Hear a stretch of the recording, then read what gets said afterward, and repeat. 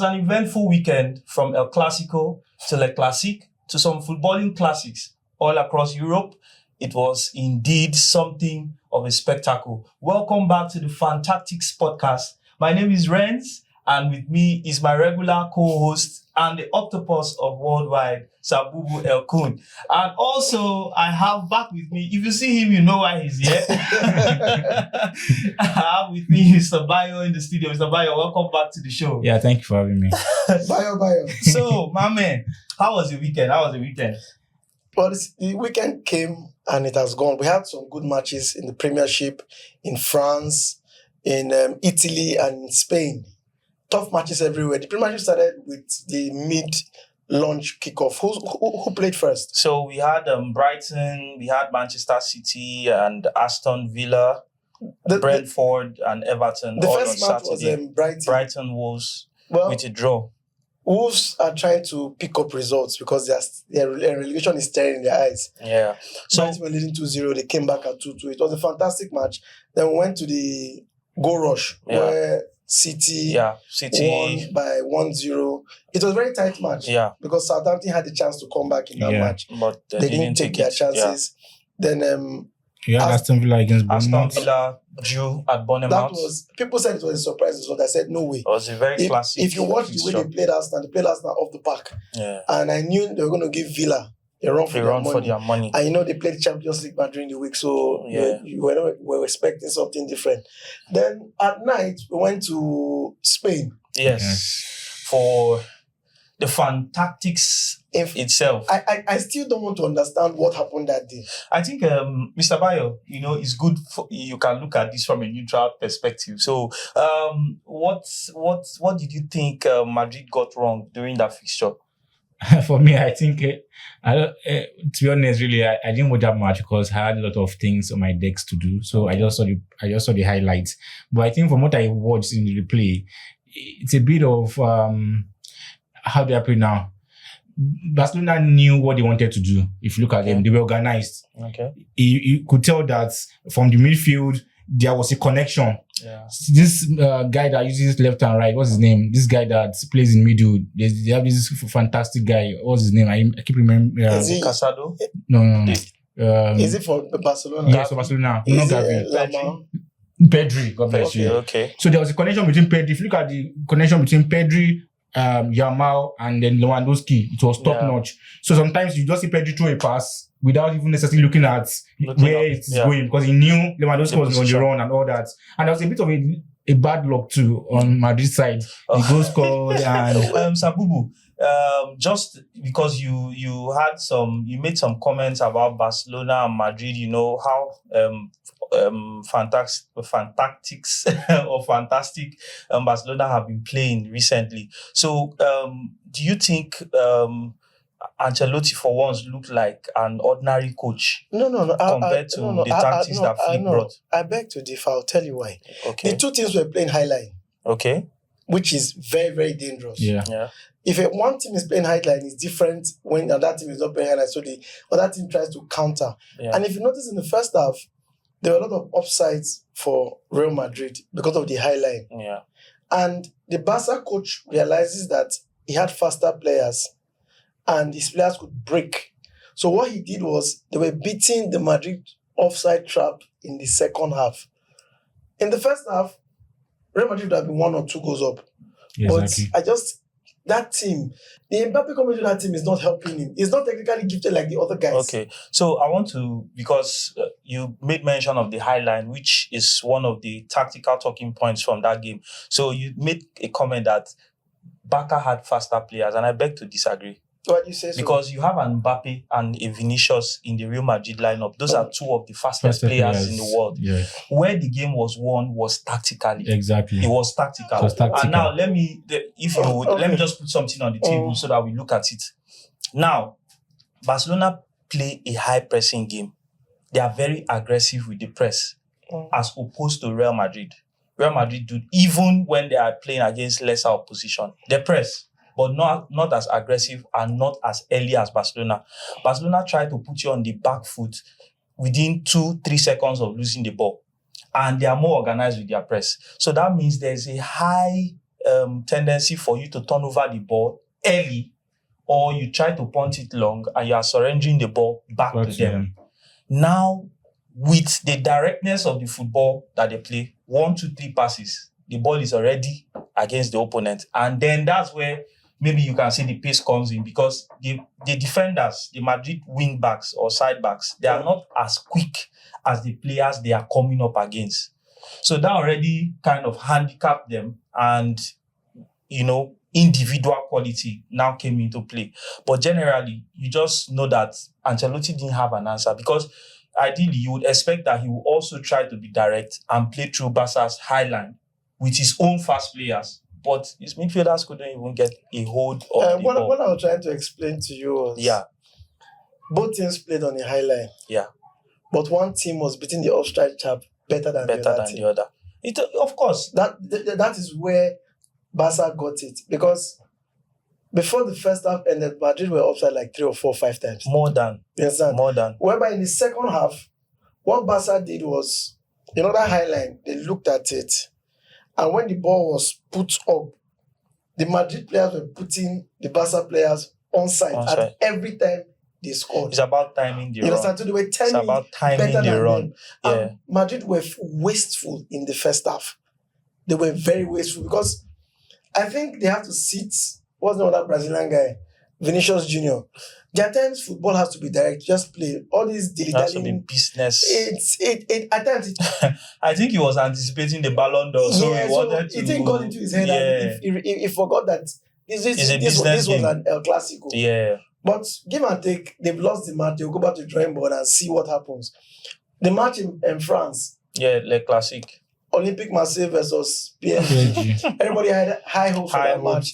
For the red card messed up the whole match, and PSG strode to it. Yeah. Then the match in Italy was another classic. The match, they said that's the first match that they scored 8 goals since 1930. Wow. That particular fixture. Yeah. And there was this young Turkish guy that came in that scored 2 goals for Yildiz. And as it is now, if you look at Turkey, they are churning out young talents.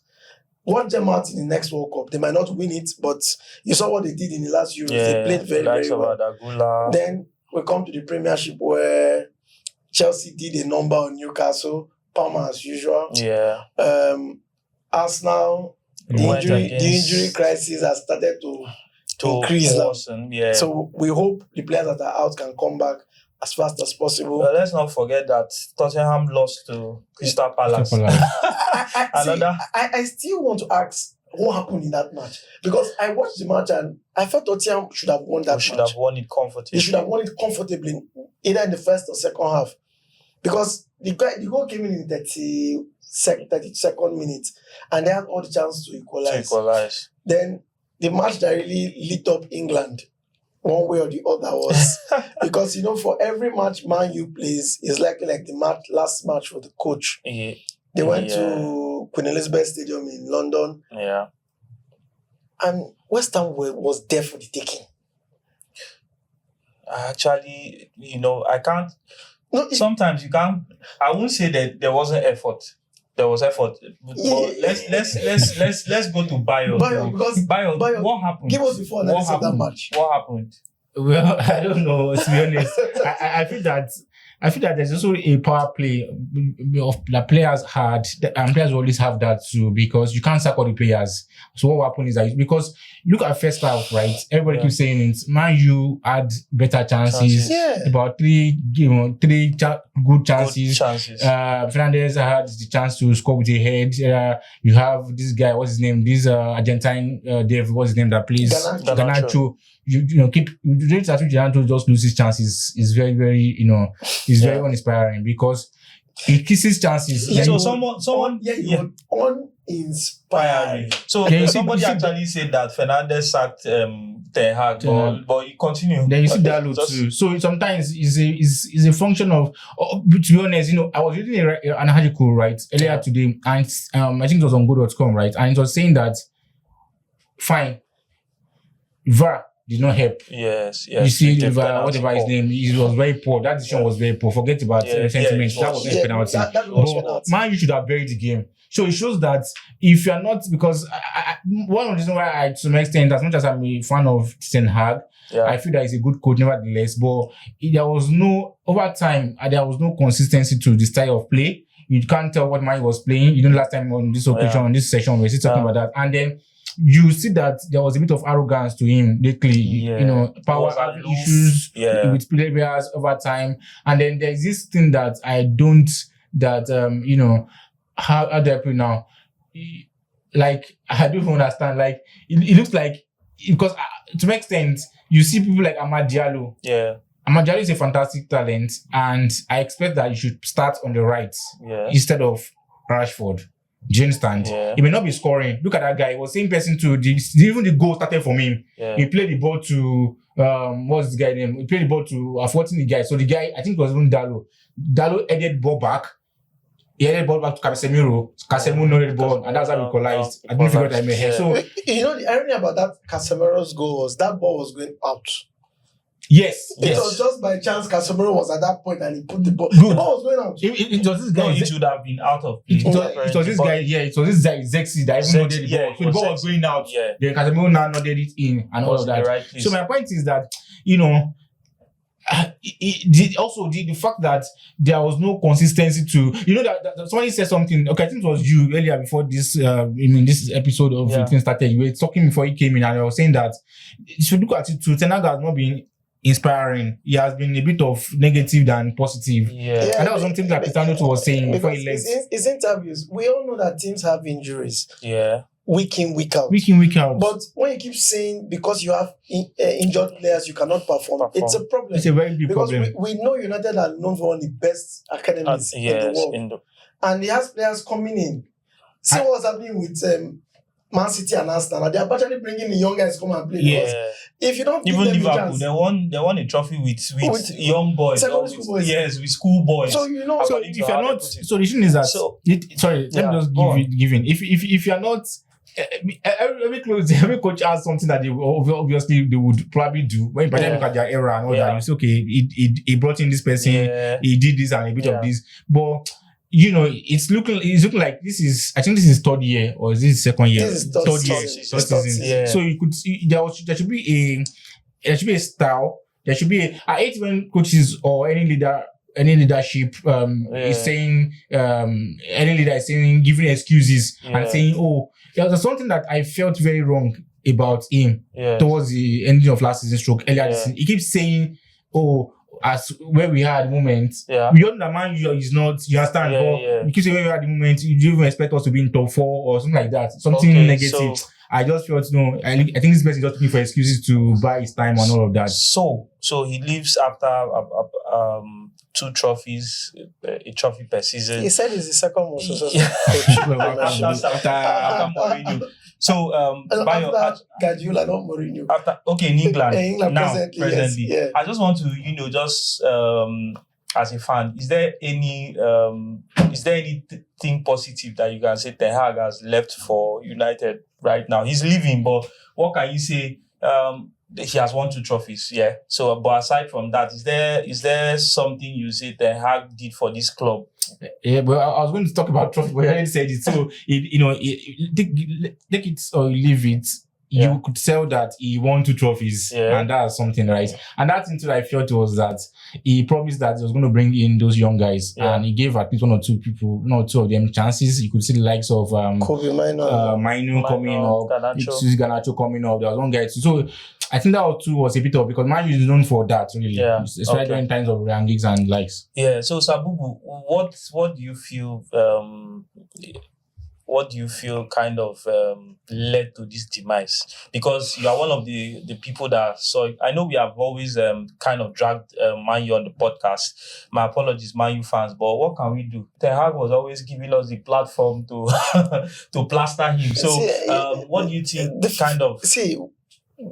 because they just gave him a 2 years contract extension, right? You'll be expecting they'll back him. So myself said something before the show started that he should have left at the end of last season. That was the biggest mistake. They would have corrected a lot of things because they were not happy with his performance. You understand? And They were talking to coaches and the likes.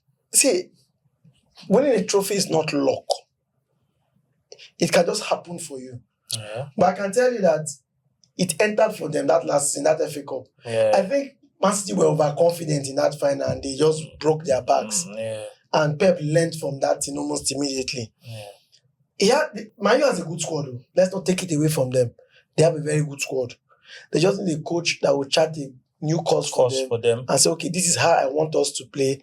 These are how I want things to be. Then players that are overbearing, put a sword to them as fast as possible. If I was the new coach of United, someone like Fernandes will not play for 1 month. He will be watching them playing. I will bring back that hunger that he had years ago. Because I feel he's too relaxed. He makes mistakes, doesn't track back. And he was supposed to be the leader of. He's the de facto captain of Portugal. I hope we know that. So he's supposed to carry those guys along. Rashford, we just pray that he can get his mojo back. Okay. Because Rashford is one of the problems they have in that team. How can Rashford start a game and by the 56th minute they're taking him out?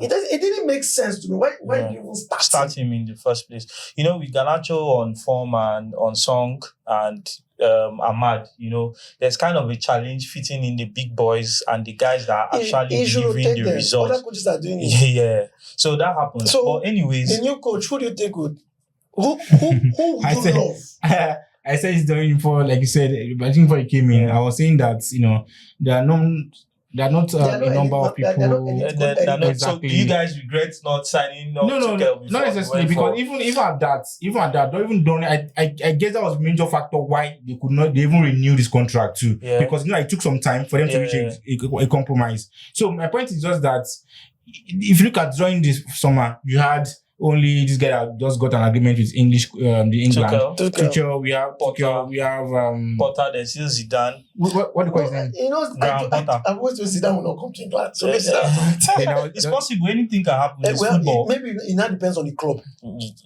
It's possible. It's possible. So I think for now, what I'm seeing around is the rumor is Savi, and then this coach in I don't know, I'm not sure. This Amori. Did you have Ole Gunnar Solskjaer? It came up this evening. No, it came up this evening. I think he's right. I said it on Twitter. To come and do a caretaker job again. No. No. Are you joking? I'm telling you. No, he played one fantastic football. Let's not I don't even know why he was because to be honest, he was not just lucky. Because we are like in two finals. Remember, we against Sevilla, we lost penalties. You were back to back in the Champions League. That's fine. But really, I kind of feel like the management has bundled this manager issue. They bundled it. Honestly, like you said, he should either have left on a high at the end of the season after winning the FA Cup, or the management should really have, because we all kind of know that Ten Hag was on borrowed time. There was no visible sign of growth. There was no improvement in the playing style or the tactical setup. And then his signings were underwhelming. So we kind of know that he was on borrowed time. But, I don't know what Ineos was thinking when they gave him that 2 years contract. They will now have to pay a lot more money in compensation for him.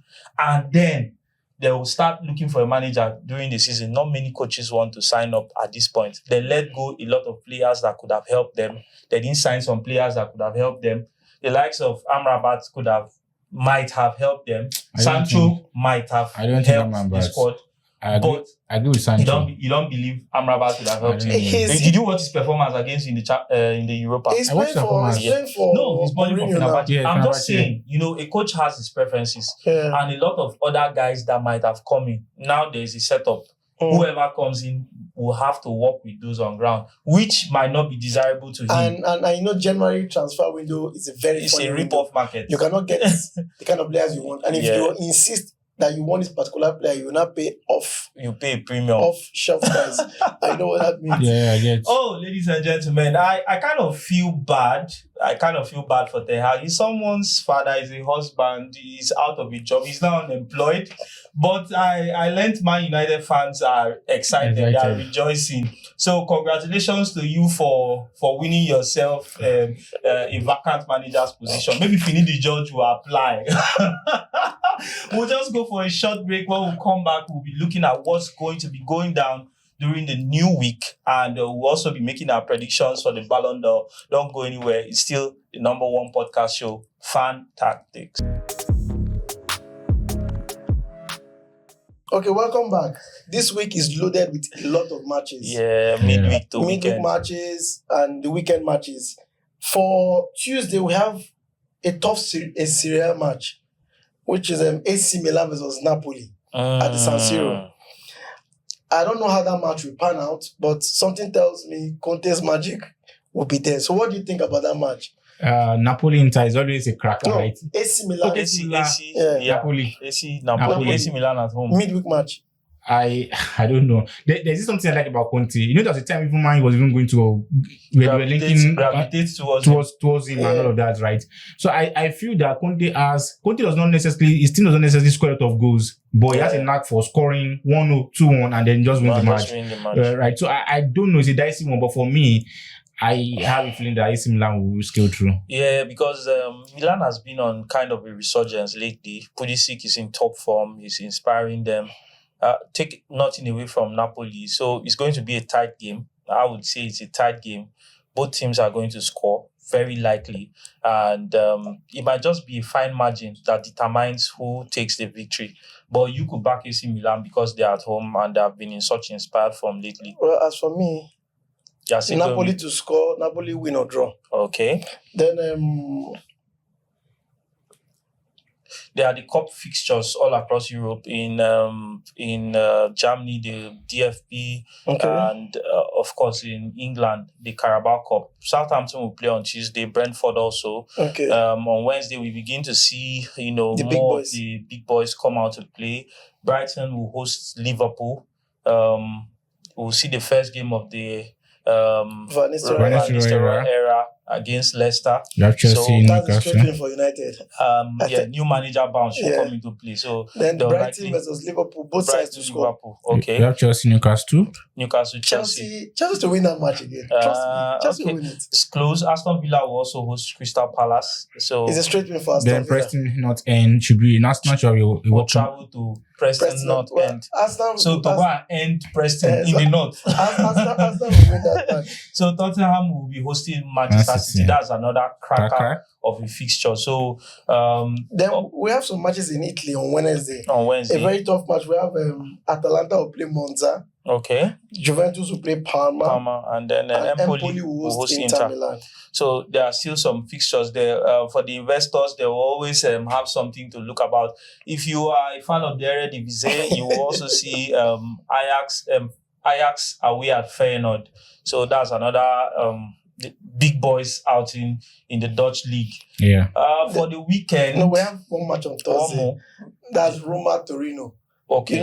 Roma were disgraced yesterday by Fiorentina. Yes, 5-1. indeed. It came as a shock to that guy, that my batting guy, was just running. He was running them right. What's his name? That guy that used more strength. That striker that's Everton, wasn't Everton that sold him to Fiorentina. I think they sold him. Moiskin, thank you. Moiskin plays for Fiorentina. Yeah, Moiskin is at Fiorentina now. So Moiskin had a good game. So we are going to be keeping our eyes on all that. So all you investors, if you listen keenly to Sabubu, if you missed anything, go back and watch it again and get yourself some odds. People were complaining over the weekend that things did not sub, but things still sub for some people.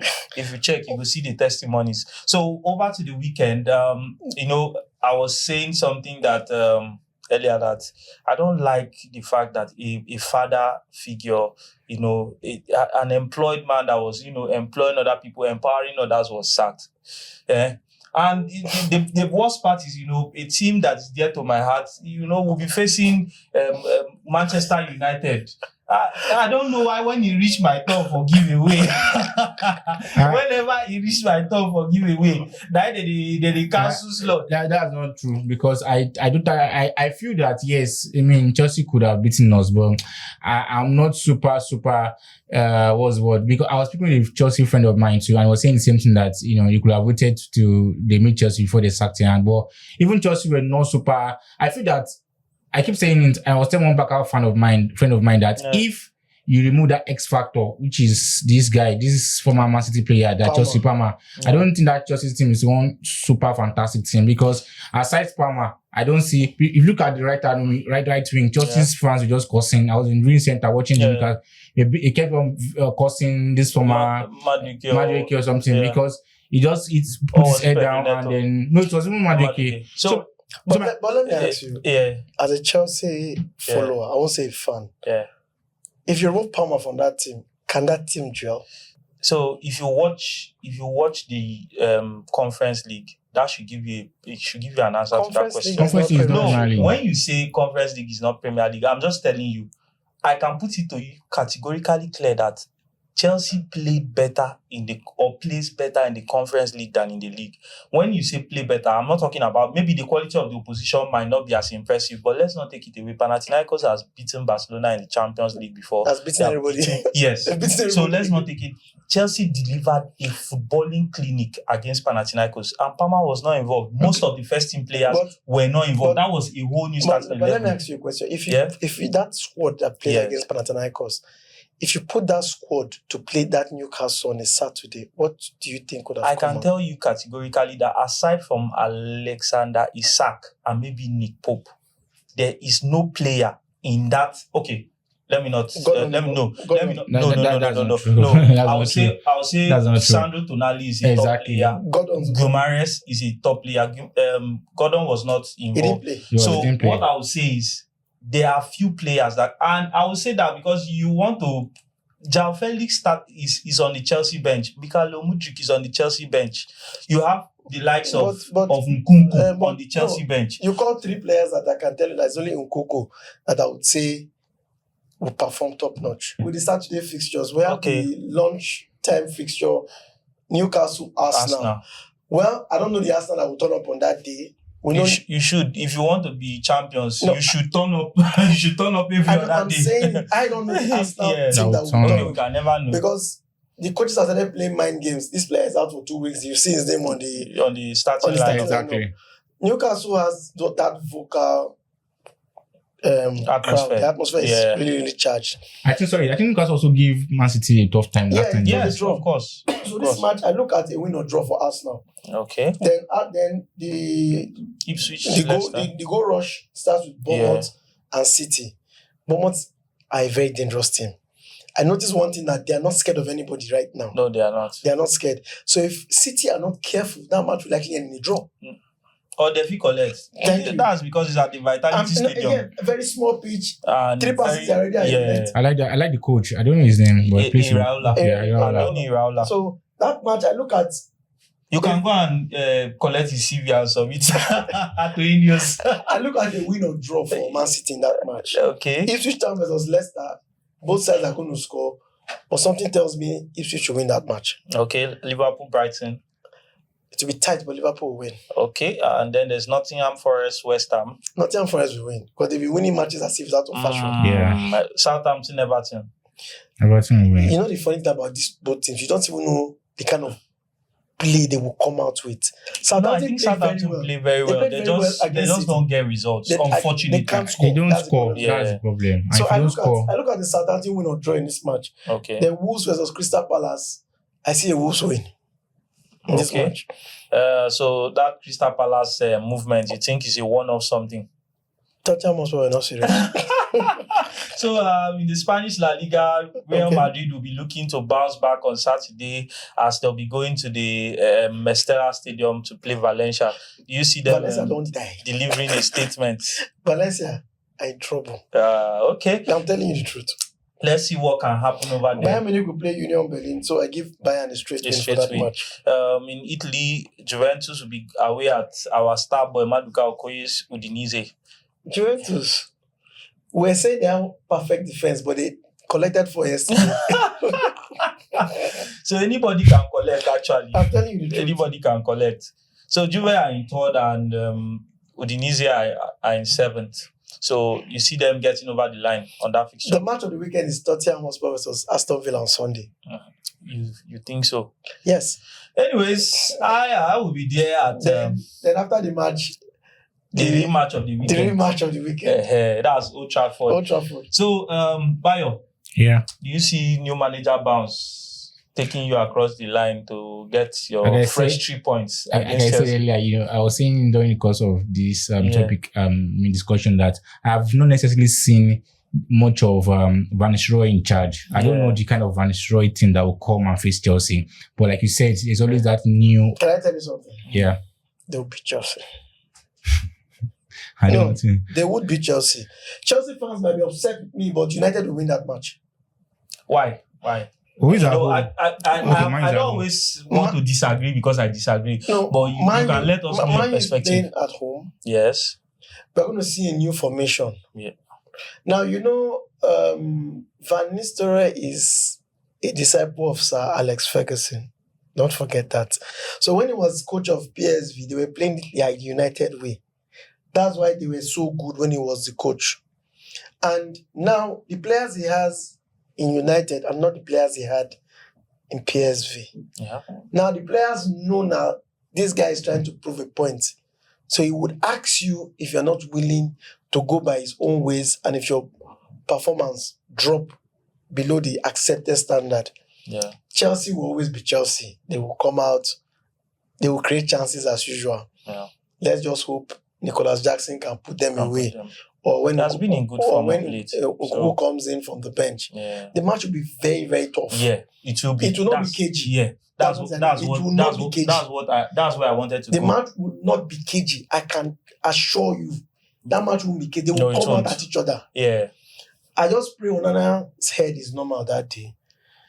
The old men that play in defense, I don't know what will happen to them. So now, I like the points you raised because they are actually very valid. So I was telling someone that, that's one of the worst things that could have happened to Chelsea. And I'm not putting it on Ten Hag because Ten Hag was such a bad coach. I'm saying normally when you change a manager, the team will want to react. There's always a reaction. So Chelsea will be facing a Man United team that has a point to prove, that will want to bounce back, Some want to players want- salvage their Some season. players want their, You understand? want The their manager spot. will also Some want to keep, it's yeah, gonna the be manager very will crazy. also want to impress. Now, Ten Hag, one of the United players made a comment during the season that Ten Hag was the manager, but Van Nistelrooy had a particular focus when he came to Manchester, He was which doing was more- fix He was the defense. He was That he's an attacking-minded coach, but he was very concerned about how leaky United's defense was. So you'll be looking at a United that might not concede as many chances. There's going to be coherence between that midfield because he's a manager that plays a possession-based game, but he must have studied what went wrong for Ten Hag. I was going to say that because like I said, Yeah. when you had me the first time, I Yeah. said that I don't really see much of those coaches out there that Yeah. can really come and really bring something, a kind of Someone might surprise you. Emery did it at Aston Villa, so Emery came back to Premiership to prove a point. Let everybody just. everybody wants to prove Hello. a point. So I feel that Do you think Xavi would survive in the Premiership?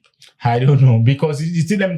Let's get one thing. Let's go to one thing straight. Yeah. Xavi, I was telling somebody that I would love Xavi in United. He's also a Yes. United fan. Yeah. He understands. A friend of mine in what's this place in what's the name of the Russia. So he said that he does not think Xavi is a man because if Xavi was actually that guy, Barcelona would not have allowed him leave.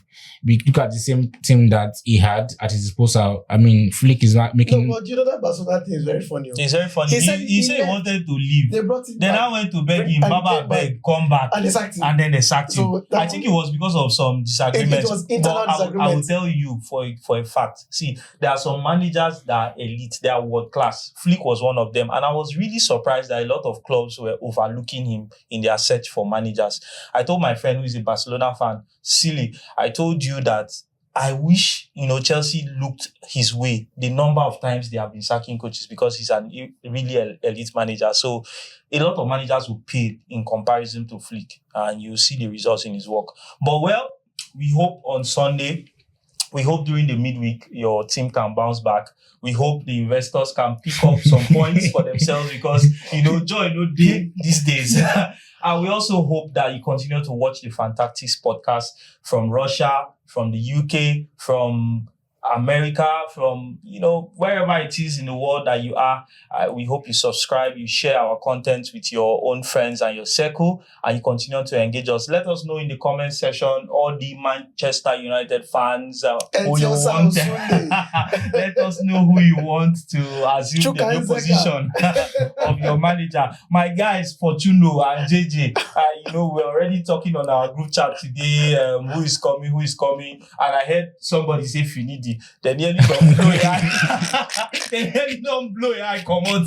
Anyways, my guys, you guys just put your mind down. Football and football, anything can happen. And so on that note, I'll be saying goodbye to you. You will hear the goodbyes from my co-host and my guest. A parting gift for your fans. Yeah, so guys, I have a feeling that we'll still be in top 4 after this season. Yes, I have a feeling. Trust me. I see. Let me don't get carried away.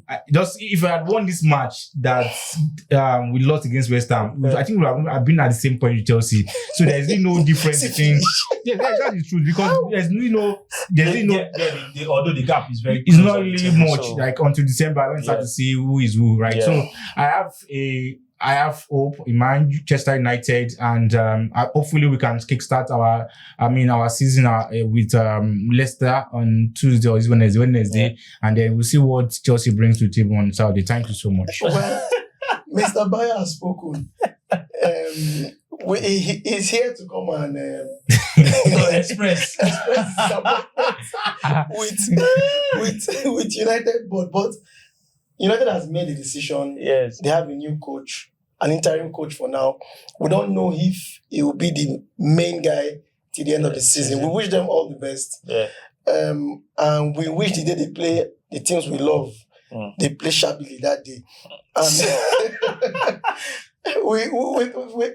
your comments, we've been seeing your comments. We appreciate you all. Kindly follow us on our Facebook page and our YouTube channel. Subscribe. Thank you for all you do. We'll be back next week. Yeah, we'll Bye.